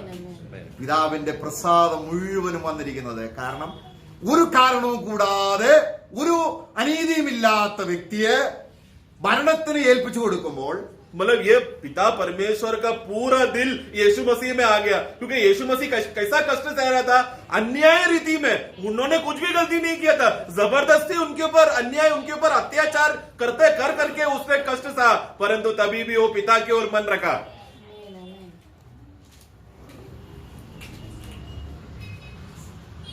ഒന്ന് പത്രോസ് 3:17 വാക്യത്തിൽ നമ്മൾ ഇപ്പോൾ വായിച്ചത് അത് തന്നെയാണ്. 3:17 में, पहला पत्रोस 3:17 भी हम देखते हैं. क्योंकि यदि परमेश्वर की यही इच्छा हो हाँ। कि तुम भलाई करने के कारण दुख उठाओ. ഓക്കെ, ഇനി നമ്മൾ അടുത്ത് വായിക്കുന്നത് और फिर हम आगे बढ़ते हैं. 22 അധ്യായം 22 മുതൽ വായിക്കുമ്പോൾ 2:22. ക്രിസ്തു 21 മുതൽ 21 से, हाँ। ക്രിസ്തു നിങ്ങൾക്ക് വേണ്ടി 2:21 पढ़ना. तुम इसी के लिए बुलाए भी गए हो. हाँ। क्योंकि मसीह ने तुम्हारे लिए दुख उठाया. അപ്പൊ യേശു കഷ്ടം അനുഭവിച്ചപ്പോൾ तो यीशु ने जब कष्ट सहा, ഒരു ഭക്തിയുടെ മാർഗം വെളിപ്പെട്ടു അവിടെ. तब उनके जीवन में एक भक्ति का मार्ग प्रकट हुआ. क्या वो कष्ट सहने की वजह से हुआ? അതാണ് യഥാർത്ഥ ഭക്തി. वो है सच्चा भक्ति. അപ്പൊ ആ ഭക്തിയെ പിന്തുടരാനാണ് നമ്മളോട് പറയുന്നത്. उस भक्ति को हमें पीछा होना है करके वो वाक्य कहता है. അതിനാണ് ശക്തിയുള്ളത്. उसी में सामर्थ्य है.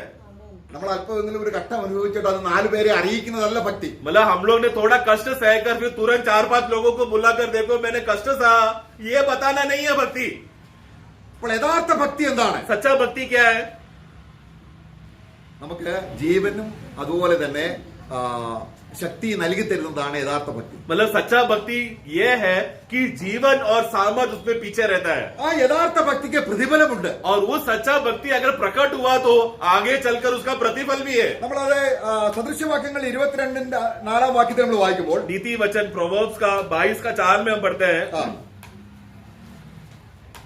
नम्रता और यहोवा का भय मानने का फल हाँ। धन महिमा और जीवन होता है. हाँ, यहोवा का भय. कुछ परिभाषाओं में यहोवा का भक्ति करके बोला है. हाँ। ऐसा करने से क्या होगा? धन और आदर है. धन महिमा और जीवन होता है. आमेन, आमेन. ക്രിസ്തു വെളിപ്പെടുമ്പോൾ मतलब जब मसीह प्रकट होगा, അവിടെ നമ്മൾ ഇവിടെ വായിക്കുന്നത് ഇങ്ങനെയാണ്. हम इस रीति से पढ़ते हैं. അപ്പോൾ ഈ ഭക്തി ഉണ്ടെങ്കിൽ इस प्रकार का सच्चा भक्ति है तो ഈ ഭക്തിയിലൂടെയാണ്, ദൈവശക്തിയിലൂടെയാണ് നമ്മളിലേക്ക് അടുത്ത യുഗത്തിലേക്ക് ഭക്തിയുടെ വഴിയാകുന്ന ചില കാര്യങ്ങൾ ചേർക്കപ്പെടണം എന്നോട് വായിക്കുന്നുണ്ട്. तो इस विषय में, इस सच्चा भक्ति में जब हम लोग जीते समय में जो उसके पीछे एक सामर्थ्य के वजह से कुछ बातें और भी बातें प्रकट होगा अगर हम सचमुच जिएंगे तो. അവിടെ 2 പത്രോസ് 1 അധ്യായത്തിന്റെ അടുത്ത വാക്യം നമ്മൾ വായിക്കാം. दूसरा पत्रोस उसका पहला अध्याय में हमने फिर जो अगला वाक्य उसका 4, ഈ ഭക്തി ഉണ്ടെങ്കിൽ ഈ ലോകത്തിന്റെ നാശം നമ്മൾ വിട്ടൊഴിയും. अगर ये उसका 4 पढ़ना. इसके द्वारा उसने हमें बहुमूल्य और बहुत ही बड़ी प्रतिज्ञा दी है हाँ। ताकि इसके द्वारा तुम उस सड़ाहट से छुटकारा. हाँ, इसके कारण सड़ाहट, संसार की सड़ाहट से हम छूटकर, मतलब वो कब होगा? जब सच्चा भक्ति प्रकट होगा तो. കാരണം ലോകത്തെ ഒഴിഞ്ഞു പോകാൻ क्योंकि संसार को मिट जाने के लिए ജഡമോഹം, जो संसार में मिटने वाला बातें क्या है? आंखों की अभिलाषा, कन्मोहम, शरीर की अभिलाषा ജീവന്റെ പ്രതാപം, और जीविता का घमंड, ഇത് ഒഴിഞ്ഞു പോകാൻ ये सब हट जाएगा एक दिन। ഭക്തിക്കുള്ള ശക്തിയിലുണ്ട്. परंतु आज हमारे जीवन में ये हटना है तो भक्ति के पीछे आने वाला सामर्थ जरूरत है, क्योंकि जैसे ही सामर्थ आएगा हमारा संसार का सड़ाहट, संसार का जो भी मोह और अभिलाषा हमारे अंदर आता है, ये सामर्थ उसे कुचल देगा। നമ്മള് സാംസനെ അറിയാം, ശിംശോൻ, പഴയ നിയമത്തില് पुराने नियम में शिमशोन को हम जानते हैं ना, വളരെ ശക്തിയുള്ളവനായിരുന്നു. वो बहुत ही सामर्थ्य था। न्याय का पुस्तक में हम पढ़ते हैं। എന്തായിരുന്നു അവന്റെ ശക്തിയുടെ मर्मम? और उसका सामर्थ का शक्ति का भेद में मर्म क्या है, भेद क्या है? ഭക്തിയായിരുന്നു. मतलब वो भक्ति पूर्वक जीवन जीता था। കാരണം എന്ന് വെച്ചാൽ മുടി കാണിക്കുന്നത് ഞാൻ ദൈവത്തിന് ഡിവോട്ടഡ് ആണ്. मतलब उसने बाल बढ़ाया, वो मतलब क्या है? वो नासिर थे, मतलब वो हाँ, नासिर नासरेत व्यवस्था को पालन कर रहा था। मतलब मैं एक सच्चा भक्त हूँ, मैं बाल बढ़ाने से मैं ये दिखा रहा हूँ कि मैं आज से यहोवा परमेश्वर के अधीन हूँ। हाँ। वो भक्ति कर रहा था वो। അവന്റെ തീവ്രമായ ഭക്തി ഉണ്ടായിരുന്നത് കൊണ്ട് തീവ്രമായ ശക്തി तो ഉണ്ടായിരുന്നു. क्यों जितना वो तीव्रता में भक्ति करता था, उतना उसका शारीरिक प्रबल का शक्ति भी बाहर प्रकट होता था। ആൾക്കാർക്ക് ഇന്ന് എന്താ വേണ്ടത്? आज लोगों को क्या चाहिए?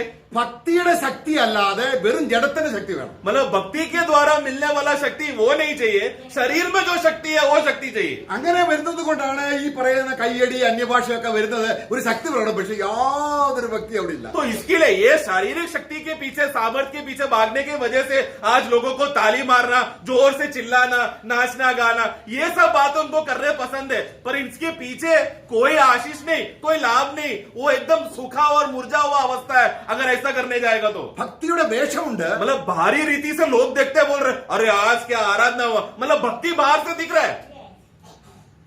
സാംസൺ പറയാണ്, शिमशोन कहता है എന്റെ നാസിർവിധം നീ ദലീലിനോട് പറയാം, എന്റെ നാസിർവിധം എന്ന് പറയുന്ന ഡിവോട്ട്നെസ് നഷ്ടമായാൽ, ഭക്തി പോയാൽ ഞാൻ വെറും ശ്രേഷ്ഠ മനുഷ്യനെ പോലാകും. वो दलीला को वही क्या बोलता है कि मतलब मेरा बाल हट जाएगा तो मैं सामान्य मनुष्य हो जाऊंगा। उसका मतलब क्या है? यहोवा के ओर का मेरा जो सच्चा भक्ति का जो अवस्था है, वो यहोवा का आश्रय का और निर्भरता को अगर मैंने छोड़ दिया तो मैं सामान्य मनुष्य जैसा बन जाऊंगा, मतलब अन्य जाति बन जाऊंगा मैं। നമ്മൾ ജാതി ആകണോ? हमें अन्य जाति बनना है क्या? ദൈവം നമ്മളെ പുരോഹിതന്മാരാക്കിയിരിക്കുകയാണ്. क्योंकि परमेश्वर ने हमें याजकीय समाज बनाया है, സ്വർഗത്തിലിരിക്കുകയാണ്. स्वर्गीय स्थानों में बिठाया है, നമ്മളെ ഏറ്റവും ഉയർത്തി. सबसे ऊंचा बिठाया हमें। പക്ഷേ നമ്മുടെ നടപ്പ് എങ്ങനെയാണ്? परंतु हमारा चाल चलन क्या है? സാധാരണ മനുഷ്യനാണ്. सामान्य मनुष्य के समान, आम मनुष्य, अन्य जाति के समान। സാധാരണ മനുഷ്യനാകണോ? अन्य जाति बनना है क्या? ക്രിസ്തുവിനോടുള്ള ഭക്തി വിട്ടിട്ട് വേഷധാരി ആയാൽ മതി. मतलब मसीह के और का सच्चा भक्ति को छोड़ दो तो और भक्ति का बेस धारण प्रकट करो, तुम एक अमान्य अन्य जाति हो।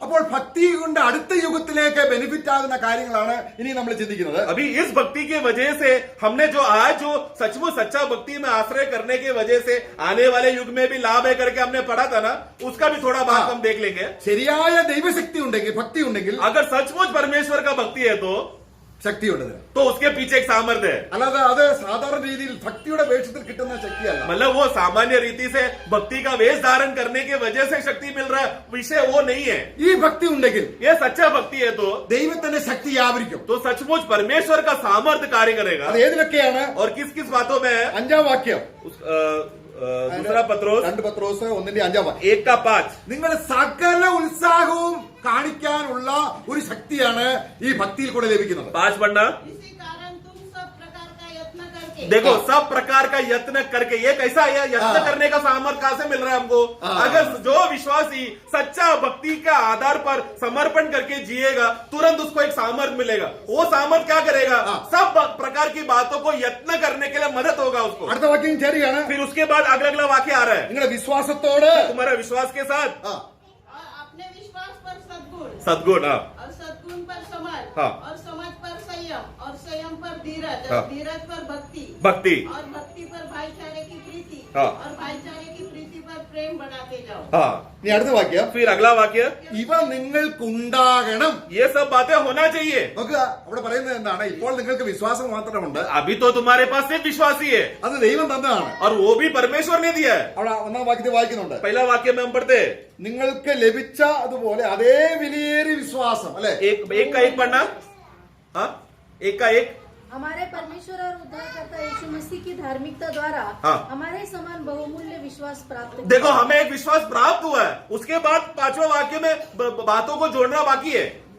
അപ്പോൾ ആ വിശ്വാസത്തോടെ तो उस विश्वास के मदद से, ഭക്തിയാൽ भक्ति के द्वारा, പരിശുദ്ധാത്മാവിന്റെ ശക്തിയിലൂടെ पवित्र आत्मा के सामर्थ्य से നമ്മുടെ ജീവിതത്തെ മനോഹരമാക്കാൻ, हमारे जीवन को और भी आशीषमय बनाने के लिए, വാഗ്ദാനങ്ങൾ കൊണ്ട് നിറയ്ക്കുവാൻ, प्रतिज्ञा से भर देने के लिए, ഇഹത്തിലും പരത്തിലും നന്മയുണ്ടാകാൻ यहाँ पर भी फायदा हो, आने वाले युगों में भी फायदा हो सके, നമ്മൾ കൂട്ടേണ്ട കാര്യങ്ങൾ എന്തൊക്കെയാണ്? हमें कुछ कुछ बातों को जोड़ना है। അതാണ് വായിച്ചത്. वो है अभी हमने 5 से 6-7 तक पढ़ा। ഭക്തി ഇല്ലാത്തവർക്ക് ഇത് ഒരിക്കലും ഉണ്ടാകത്തില്ല. परंतु जिसमें सच्चा भक्ति नहीं है, वो ये सब बातें कभी नहीं जुड़ेगा। എങ്ങനെ നമുക്ക് ഉണ്ടാവും? ये सब कैसा होगा? സകല ഉത്സാഹവും, सब प्रकार का यत्न करके, ചെറിയ ഉത്സാഹമല്ല, मतलब छोटा यत्न नहीं, ദൈവത്തിന്റെ എരിവ്. मतलब परमेश्वर का जलन, കർത്താവ് സഭയെ നേടേണ്ടതിന് परमेश्वर मंडली को जीतने के लिए അവൻ പറയാണ് അതേ സഭയെ കുറിച്ചുള്ള ആ ചിന്ത വന്നപ്പോൾ എന്റെ ആ എരിവ് എന്നെ തിന്നുകളയുന്നു. मतलब वो कहता है कि मंदिर के विषय में जो बातें मैं सोचता हूँ, वो जलन मुझे जला रहा है। ആ ഭക്തിയാണ്. वो भक्ति जो यीशु ने तभी दिखाया, അതാണ് പൗലോസ് പറയുന്നത് 1 കൊരിന്ത്യർ 12-ാം അധ്യായത്തിൽ വായിക്കുന്നത്. 11-ാം അധ്യായത്തിൽ ദൈവത്തിന്റെ ആ ജലസോടെ ഞാൻ നിങ്ങൾക്ക് വേണ്ടി എരിയുന്നു. यही बात पौलुस भी 2 कोरिन्थियों 11 में क्या कहता है, मैं ईश्वरीय धुन का जलन से मैं तुम लोगों को कहता हूँ करके कहता है। അപ്പൊ നിങ്ങളുടെ വിശ്വാസത്തോട്, तो हमारे विश्वास के साथ, ഇപ്പൊ വിശ്വാസം മാത്രമേ ഉള്ളൂ, अभी तो केवल विश्वास ही है, പക്ഷെ ഭക്തി ഇല്ലാത്തത് കൊണ്ട്, परंतु क्योंकि भक्ति से आत्मिक भक्ति नहीं होने की वजह से, നമ്മുടെ ഭക്തി ആയതുകൊണ്ട് ढोंगी बना होने के ज्यादा होने की वजह से ഇതൊന്നും ചേർക്കപ്പെടുന്നില്ല. ये सब बातें जुड़ रहा नहीं है। അപ്പൊ ഭക്തിയുടെ ശക്തിയിൽ ചേർക്കപ്പെടുന്നത് ഏതൊക്കെയാണ്? तो भक्ति के सामर्थ्य में क्या क्या बातें जुड़ता है, എല്ലാത്തിനും ഉത്സാഹം. और उसके वजह से क्या होगा, सब बातों में यत्न करने का एक उत्साह आएगा। Praise the Lord. Praise the Lord. അത് ക്രിസ്തുവിന്റെ ഉത്സാഹമാണ്. वो मसीह का उत्साह है, हमारा नहीं है, നിത്യതയോടുള്ള और ഉത്സാഹമാണ്. वो अनंत काल का विषय का उत्साह है। ഉദാസീനതയോടെ കർത്താവിന്റെ കാര്യങ്ങൾ ചെയ്യുന്നവൻ ശപിക്കപ്പെട്ടവൻ. वचन में हम क्या पढ़ते हैं, जो आलसपन से, उदासपन से प्रभु का कार्य करता है, वो व्यक्ति श्रापित है। സകല ഉത്സാഹവും, परंतु सब प्रकार का उत्साह के साथ, ഏതെല്ലാം നിലയിലാണ് ഉത്സാഹം വരുന്നത് അറിയില്ല. मतलब किस किस तरीके से, किस किस अवस्थे से उत्साह है, कितना प्रकार का है, वो सही रीति से हमको नहीं मालूम, परंतु आत्मा मदद करता है। നമ്മളൊരു മീറ്റിങ്ങിന് വരാതിരുന്നാൽ അതിനെ ഇനി എന്താ ദൈവദാസനോട് പറയേണ്ടതിന്റെ കണക്കുകൾ അതേ കാര്യം ഒന്ന് പറ്റിയില്ലെങ്കിൽ വേറൊന്നല്ലേ? हम लोग मीटिंग में नहीं आया तो अगला दिन प्रभु का दास को क्या बहाना बोलना चाहिए करके मन में 5-6 बहाना कैलकुलेट करके रखते। अगर ये बोला तो ये सफल नहीं हुआ, अगला बहाना, तो मन में कैलकुलेट करके रखा है हमने। അതുകൊണ്ട് ഞാൻ സാധാരണ ചോദിക്കാറില്ല എന്താ വരാഞ്ഞെന്ന്. इसलिए मैं कभी भाइयों को मैं कभी पूछता नहीं हूँ आप मीटिंग में क्यों नहीं आया, വെറുതെ കള്ളം പറയിപ്പിക്കുന്നതിനാ. क्योंकि मेरे वजह से क्यों उन लोग से झूठ बुलवाऊं। ഭക്തിയുടെ ജീവിതത്തിന് परंतु एक सच्चा भक्ति जीवन में അവൻ ഒന്നാമത് ആലയത്തിൽ വന്നിരിക്കും.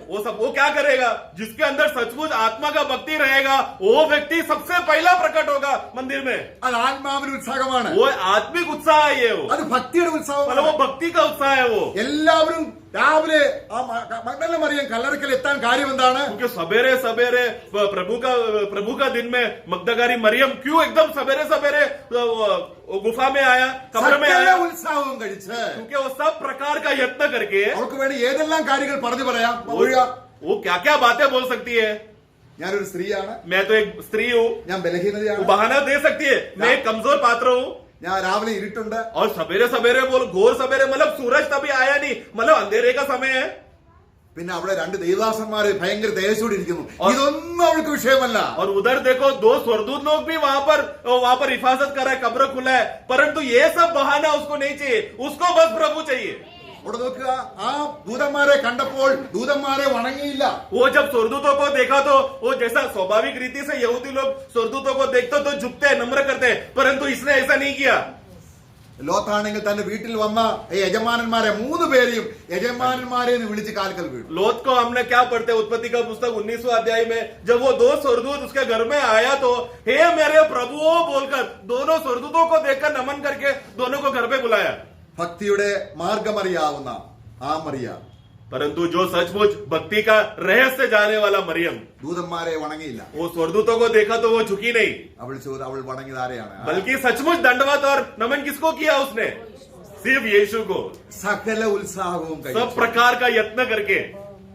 ഇങ്ങനെ ചെയ്താൽ इस तरह अगर किया तो ഉണ്ടായാൽ മാത്രം പോരാ, सिर्फ होना चाहिए उतना ही नहीं, ഇത് വർദ്ധിക്കണം. ये बढ़ना भी है. അതിന്റെ 9-ാം വാക്യം 8-ാം വാക്യം. उसका दूसरा पत्रोस 1:8 क्योंकि यदि ये बातें तुम्हें वर्तमान रहे हाँ। और बढ़ती जाए रहे और बढ़ती रहे. देखो वर्तमान में रहना भी है और बढ़ना भी है, तो तुम्हें हमारे प्रभु यीशु मसीह की पहचान में निकलने और निष्फल न होने देगी. मैं 11-ാം വാക്യം കൂടെ വായിച്ച് അവസാനിപ്പിക്കാം. 11 वाक्य भी ऐसा लोगों को क्या होगा. 11वां वाक्य, वरन इस रीति से तुम हमारे प्रभु और उद्धारकर्ता यीशु मसीह के अनंत राज्य में बड़े आदर के साथ प्रवेश करोगे. बड़े आदर के साथ प्रवेश करोगे. Praise the Lord. Praise the Lord. ദൈവം ജയാളികളെ വിളിക്കുകയാണ്. प्रभु एक दिन विजयशाली लोगों को बुलाएगा. അവർക്കാണ് ശരിയായ ഭക്തി. वो लोग ही रहेंगे, सच्चा वीर लोग ही रहेगा जिसमें सच्चा मसीह भक्ति था. അവരെ ക്രിസ്തുവിനോടൊപ്പം സഹരാജാക്കന്മാരായിരിക്കുമ്പോൾ ये लोग जब मसीह के साथ ദൈവഭക്തിയുടെ മർമ്മത്തെ നന്നായി ഭൂമിയിൽ വെച്ച് ഗ്രഹിച്ചു. ये लोग वो लोग रहेंगे जो भूमि में वर्तमान में रहते समय में प्रभु का सच्चा भक्ति का वेद बिना कोई शक का, बिना कोई संदेह का सही रीति से वो लोग समझ गए थे. പ്രിയമുള്ളവരെ, ദൈവം നമ്മളെയും അതിനാണ് വിളിക്കുന്നത്. इसलिए प्रियो वही बुलावट हमें भी है, वैसे ही प्रभु ने हमको बुलाया है. അവന്റെ ശക്തിയുള്ള ഭക്തിയെ നമുക്ക് അഭ്യസിപ്പിക്കാം. इसलिए हम लोग उस भक्ति का अभ्यास करें जिसमें सामर्थ्य है. എങ്ങനെയുള്ള ശക്തിയെ കെടുത്തുന്ന ഭക്തിയല്ല, मतलब उस प्रकार का भक्ति नहीं होना चाहिए. मतलब भक्ति आया सामर्थ बुझ गया, ऐसा भक्ति नहीं होना चाहिए. പിന്നെ അത് വർദ്ധിപ്പിക്കുന്ന, बल्कि ऐसा भक्ति जो आगे की बातों को बढ़ाते जा रहा है. वर्तमान में ബലാത്കാരികൾ സ്വർഗരാജ്യം ബലാത്കാരം ചെയ്യുന്നു. मतलब आक्रमण राज्य में जो प्रवेश करने वाले लोग वो आक्रमण करके सामर्थ्य से वो लोग प्रवेश करते हैं. Praise the Lord. Praise the Lord. കർത്താവ് നമ്മെ സഹായിക്കും. प्रभु हम सबको सहायता करे. Praise the Lord.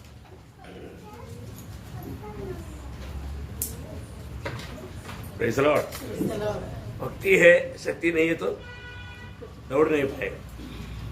भक्ति को चुराने वाला भक्त कपट भक्ति है.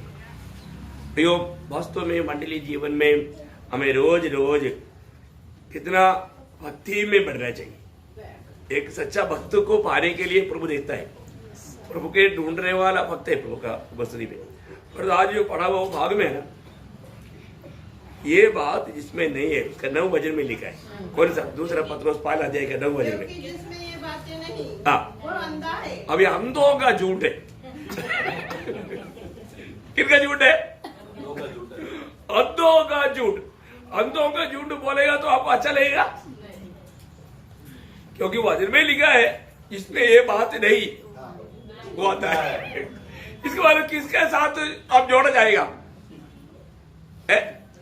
क्योंकि पूरा प्रयास करके ये बढ़ाना है, क्योंकि आत्मीय जीवन बढ़ने वाला जीवन है.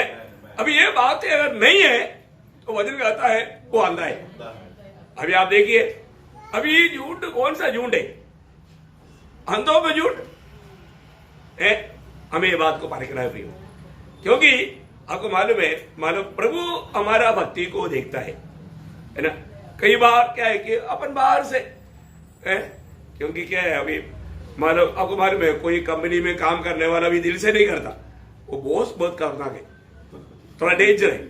इसलिए बॉस को खुश करने के लिए ऐसा मंडली में भी होता है. मंडली में लोग क्या बोलते हैं, प्रभु का दास बहुत स्ट्रिक्ट है भाई. अरे प्रभु का दास नहीं, दास का बाप स्ट्रिक्ट है.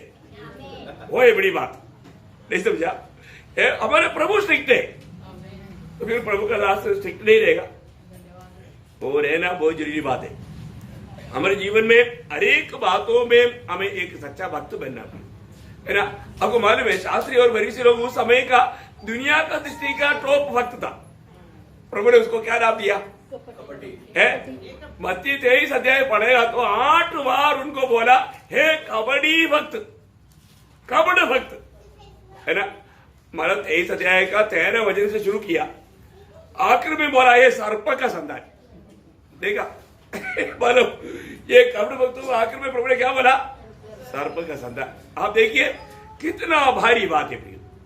हमारे जीवन में आज हमारा भक्ति को देख करके स्वर्ग क्या गवाही देगा. अरे आज का बहुत भक्ति, प्रभु सब भक्तियों को देखता है. भक्ति का बहुत से काम सिर्फ एक कपटता है, एक नाटक है ना. इसके लिए तो यूदा आकर के गुरु, भक्ति है. वो क्या था? भक्ति है. उस समय में जब ये गुरु मिलता है तो उनको जाकर के हाँ ऐसा हमारा गला मिलाना, वो भक्ति है। परंतु वो भक्ति था, हाँ उसमें उस भक्ति में धोखा था, है ना। प्रियो आज कितने लोग ऐसा धोखा का भक्ति करता है? ऐसा भक्ति को आनंददा में कोई प्रयोजन है नहीं। अभी हमने जैसा पढ़ा थोड़ी देर पहले, जो दूसरा तिमोथी 3 अध्याय का 1 से 5 तक वजह में 19 बातें, भक्ति को वेश धारण किया, उसका शक्ति को त्याग दिया। इसका मतलब क्या है? प्रभु में नहीं किया। कहा नहीं किया? प्रभु में नहीं किया। प्रभु का नाम लिया परंतु प्रभु में नहीं था। कितना भयंकर बात है प्रियो। हमारा जीवन में हमारे एक बातों में देखना है, परखना है, आज मैं वास्तव में प्रभु में है कि नहीं। तो मुझे मानो बहुत अच्छा लगा, क्योंकि क्या है, आगे का अपना भाग संडे को ही बोलना था, इसलिए क्योंकि सबको जानना था कि उधार पाया है कि नहीं, समझ में आया। हाँ, इसलिए प्रभु ने बराबर संदेश दिया। देखो ये बात उसको और भी मजबूत करने वाला बात है, और भी हमें समझने वाला बात है। देखो प्रभु हमको बहुत प्यार करता है। हमारे जीवन में हम इस आखिरी समय में किसी प्रकार का भी धोखा में नहीं पड़ना, क्योंकि आजकल क्या है, मंडलियों में सच्चा उधार पाया लोगों की संख्या बहुत कम है, बहुत कम है। मैं आपको देखो अभी एक बात मैं आपको बताऊं, अभी कई बार बताया वो बात है, एक मसीह जीवन का अर्थ क्या है प्रियो? मसीह जीवन फिलिपियों 1:21 है, जीना मसीह मरना लाभ है, वो है मसीह जीवन है। अभी वो भी जीवन हमारे साथ परखेगा तो क्या बोलेगा?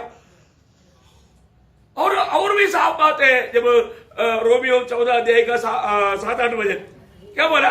हम में से कोई अपने लिए नहीं जीता, फिर किसके लिए जीता? प्रभु के लिए। वो है मसीह जीवन। हम बोलते हैं कि हम विश्वासी है, परंतु ये वजन को कोई कितने लोग परखा है? प्रियो हम मसीह के लिए जीता और मसीह के लिए मरता, जीता है तो भी मरता है तो भी हाँ मसीह का है। ये अवस्था है प्रियो सच्चा भक्त का अवस्था। इसके अलावा जो अवस्था है वो स्वर्ग के सामने उसका कुछ भी मूल्य नहीं है, मूल्य नहीं। हम लोग में कितने लोग बोलेंगे मेरे लिए जीना मसीह है, मरना लाभ है? अरे ऐसा नहीं है, फिर हम अपने आप को भक्त बोलकर क्या फायदा? उसको भक्ति का थोड़ा भी, मैं बोला ना हमारा देश में नैय्यपम बोल के एक अपम मिलता है, नैय्यपम, मैंने कई बार बोला दही, वो मेरे घी का रोटी मतलब पर तो घी है ही नहीं, तेल है, तेल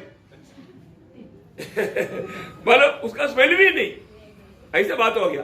अभी विश्वासी बोलता है कोई स्मेल भी नहीं, कोई गुण भी नहीं, क्या फायदा प्रियो है? कितना बड़ा धोखा खाएगा।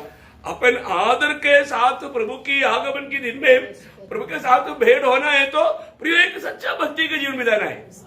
प्रभु ने हमें दुनिया से उसकी महिमा के लिए अलग किया है। अगर हम प्रभु की महिमा नहीं किया, हम अपने मनमानी किया तो उसको क्या बोलेगा? Praise Lord. इसलिए प्रभु का प्यार है, प्रोत्साहन मिलता है। ये प्रोत्साहन को तुच्छ ना करे। हमारे प्रभु जल्द आएगा और एक सच्चा भक्त बन करके जीवन बिताते हुए उस दिन मेरा विश्वास योग्य दास, ये पुकार सुनने के लिए और क्या चाहिए प्रियो? यो एक शब्द सुनने में आ गया तो बहुत हो गया है। मेरे भले और विश्वास योग्य दास, आज की अवस्था में प्रभु हमें देख करके मेरे भले और विश्वास योग्य दास कहेंगे? पर नहीं कहा, नहीं कहने लायक जीवन बिताया, क्या फायदा प्रिय है? हमारा ये सारा नाटक खत्म हो जाएगा। ये दुनिया एक नाटक शान है बोलते, इधर ही नाटक करते करते एक दिन ये नाटक खत्म हो जाएगा।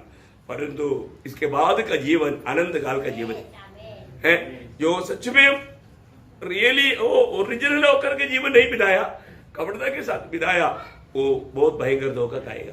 तो इसलिए अभी भी अवसर है अपने को जीवन को सही करके एक सच्चा भक्त बन करके जीवन बिताने का। बहुत अच्छा अवसर प्रभु ने दिया है। बहुत सुंदर वचनों के द्वारा प्रभु ने हमारा अवस्था जान करके, जो हमारे जरूरत जान करके प्रभु ने हमें दिया है। Praise Lord. हर एक लोगों का दिल से प्रभु ने बात की है। तो प्रभु मैं सोच रहा था कि जरूर आज संदेश आएगा तो संडे का संदेश के लिए नहीं मिलेगा, है ना? बिल्कुल ऐसे हुआ। Praise Lord. क्योंकि ये भक्ति अगर सही भक्ति नहीं है तो सही भक्ति कब होगा प्रियो? हमारे नए जन्म की बात ही होता है। नया जन्म नहीं पाया हुआ व्यक्ति एक भक्त बनकर के जी नहीं सकता। इसको बोला हमारा नया जन्म हुआ है कि नहीं, क्योंकि हमारा पुराना जीवन से मतलब हम कभी भी भक्ति नहीं कर सकता।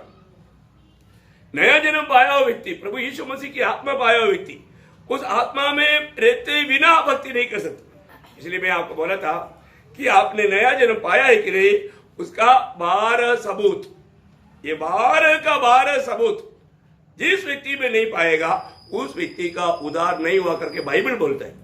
तो जो भी हमारा फर्क है बाइबल से, प्रेज़ द लॉर्ड। तो हमने बहुत बात देखा, अभी हमारा अपन वो बात को देखेगा। और भी कई बात है, प्रभु का अनुग्रह है तो वो संडे को ही बताएंगे, सैटरडे को नहीं बताएंगे। तो प्रभु जरूर वो बात हमें क्लियर करेगा। लेकिन मैं आपको बोलता हूँ प्रियो, ये पक्का जांचना, ये सब ज्ञान बढ़ाने के लिए नहीं, हमारे जीवन में मसीह दिखना चाहिए। उस रीति का जीवन नहीं बिताया तो क्या फायदा। तो प्रभु को बहुत धन्यवाद देता है, प्रभु के दासों के लिए प्रभु को धन्यवाद देता है। प्रभु ने सामर्थ्य दिया, जरूरतमंद आलोचना प्रभु ने हमें पहुंचाया, उसके लिए प्रभु को धन्यवाद, प्रभु के दासों को भी धन्यवाद। अब ये इस वक्त में आइए प्रियो, प्रभु को सारा सम्मान करते हुए, प्रभु को महिमा देते हुए आज सुना वो वचन के सामने मेरी अवस्था कहाँ मरे, मैं एक सच्चा भक्त बनकर के मैं आज प्रभु का दृष्टि में ये क्या, प्रभु मेरे बारे में क्या गवाही देगा। युग के बारे में प्रभु ने गवाही दिया, वो मेरा भक्त है, वो मेरा भक्त है बोला। ऐसा है तो आज प्रियो, आज मंडली का हम लोग सदस्य बोलता है, यीशु मसीह का मूल्यवान लोग है, मंडली के लोग है तो, क्योंकि मूल्यवान लोगों से खरीदा है। ऐसे है तो आज प्रभु हमें देख करके ये मेरा भक्त है, ये मेरा है, ऐसा बोलने में प्रभु ले जाएंगे क्या, ये बात को परखना जरूर। प्रभु इन वचनों के द्वारा महिमा पाए। आमीन। आइए।